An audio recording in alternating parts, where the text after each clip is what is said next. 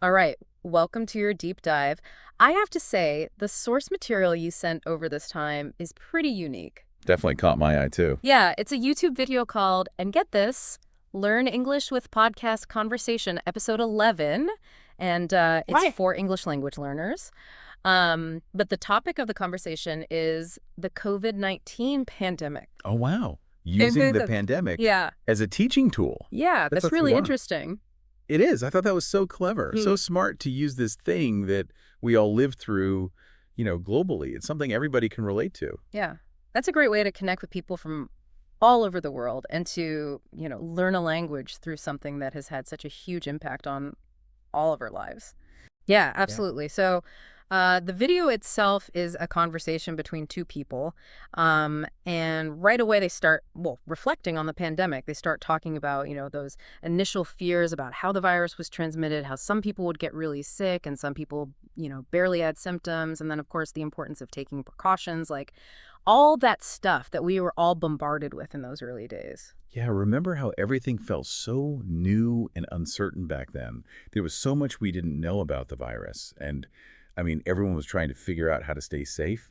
It was definitely an anxious time. Oh, for sure. And one of the things that really stuck out to me was how they kept repeating this phrase, prevention is better than cure. Right. It was almost like a mantra back then. Yeah. And it makes sense, right? We didn't have effective treatments at first, so the focus was really on preventing the spread, like masks and social distancing, all that.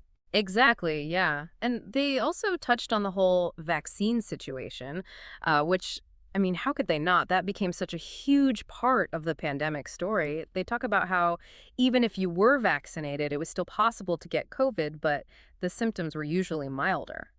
That was such a crucial point.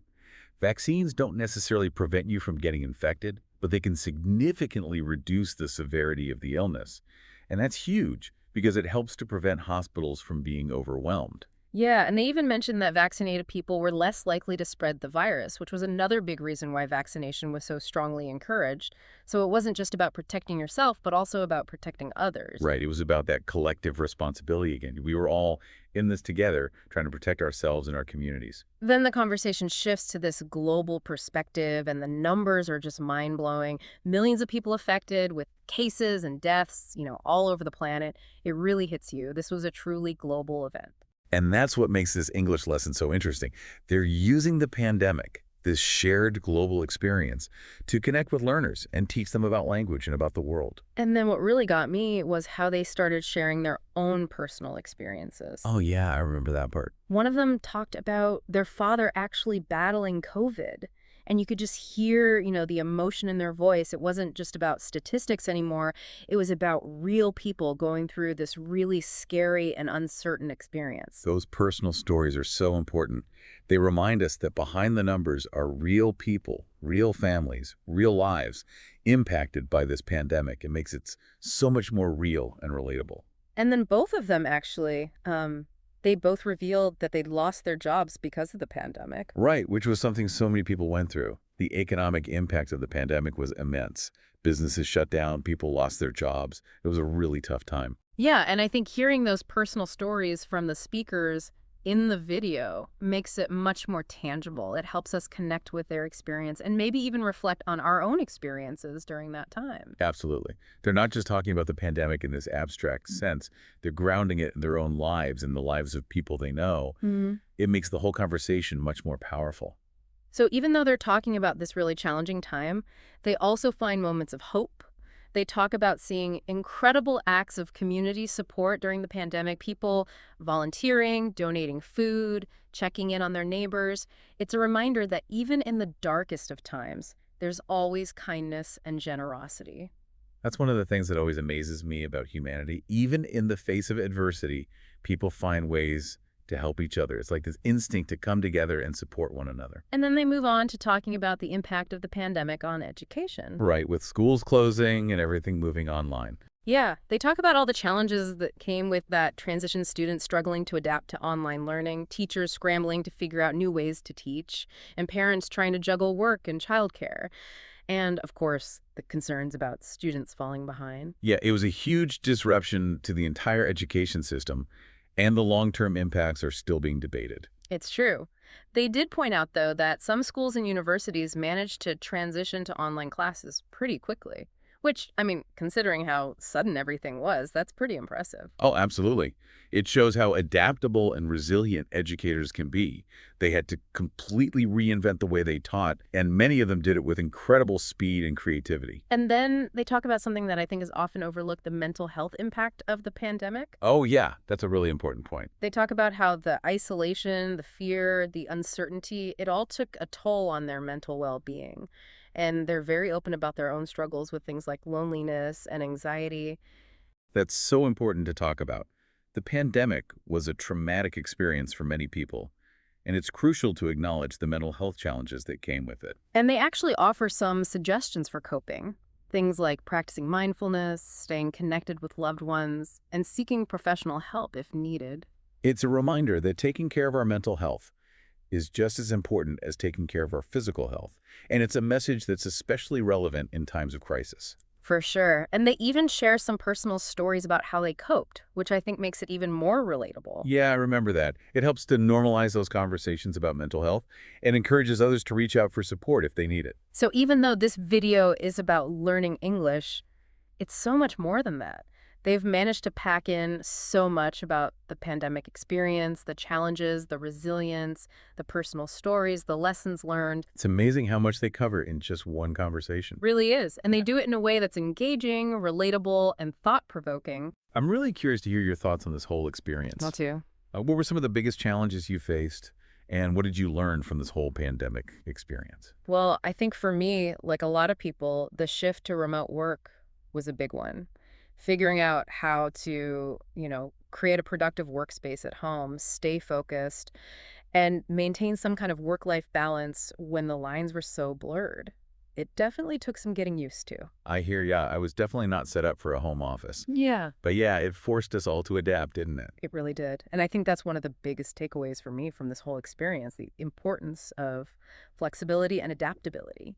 We all had to adjust to this new reality, and those who could pivot quickly and embrace change definitely fared better. Absolutely. It's funny how a global crisis can really highlight those essential life skills, right? We talk about resilience and adaptability, but then boom, you're living it.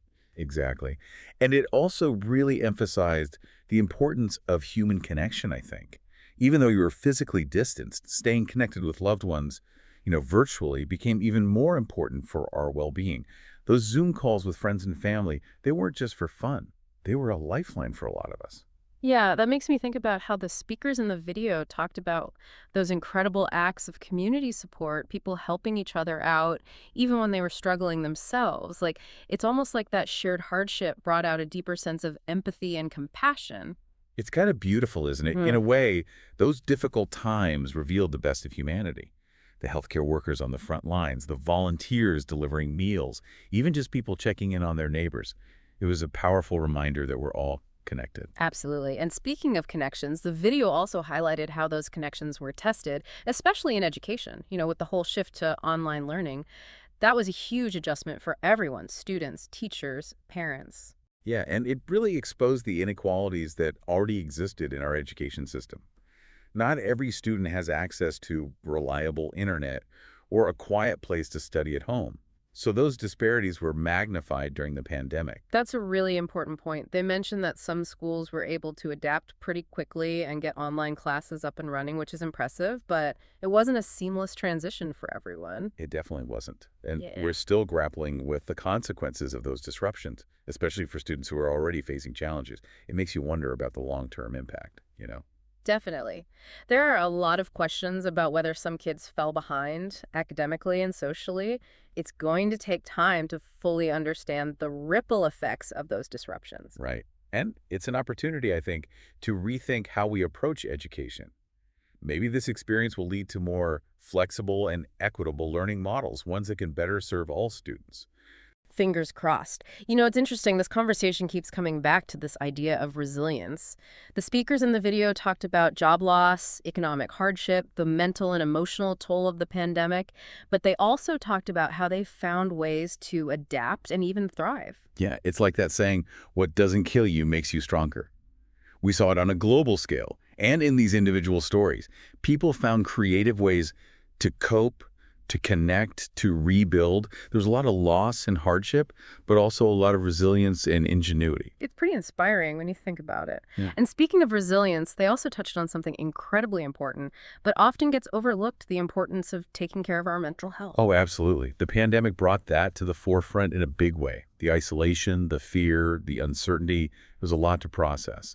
And I appreciated how they normalized conversations about mental health, encouraging people to reach out for help if they were struggling, to practice self-care, to connect with others. Yeah, they talked about things like journaling, meditation, spending time in nature, simple things, but they can make a big difference. Definitely. And I think that's a message we need to keep amplifying, even as we move beyond the acute phase of the pandemic.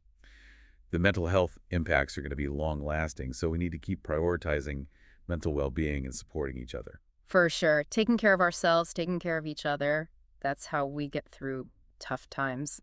And, as we wrap up this deep dive into this, what started as an English lesson, it's really struck me how much more it covered than just language. It's a reflection on resilience, community, adaptation, and the importance of taking care of ourselves and each other. It's a beautiful testament to the human spirit. Even in a global crisis, there's room for learning, for growth, for connection.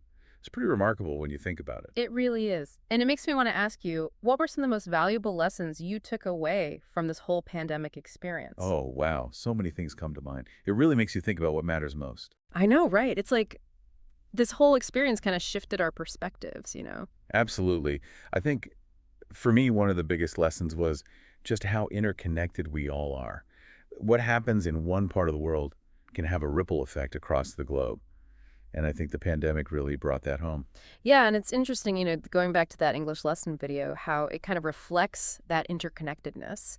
They're using this global event, this shared experience, as a way to connect with learners from all over the world and help them understand not just the language, but the world around them. It's pretty brilliant when you think about it. It's like they've tapped into this universal experience that transcends language barrier. Totally. And what I loved was how they brought in those personal anecdotes. Like when they talked about their father battling COVID or their own experiences with job loss. It makes the whole thing so much more real, so much more relatable. Oh, absolutely. Those personal stories, they add a layer of depth and emotion that you just don't get from statistics or news reports.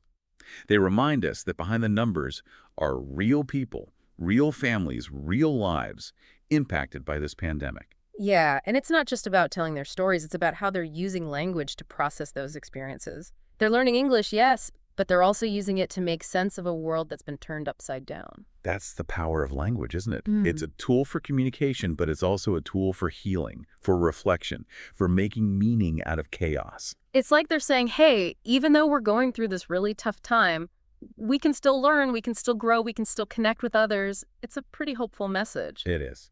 And it's a message that resonates far beyond the context of this English lesson. Yeah. It speaks to the resilience of the human spirit, our ability to adapt, to find meaning and connection, even in the face of adversity. So as we wrap up this deep dive, I want to leave our listeners with a question.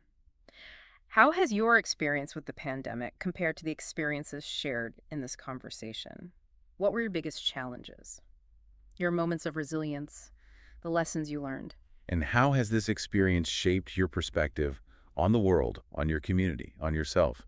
I think it's in reflecting on these questions that we can truly start to understand the lasting impact of this global event. Absolutely. It's been a fascinating journey exploring all of this with you. Likewise. And to our listeners, thank you for joining us on this deep dive. Keep exploring, keep learning, and keep those deep dives coming.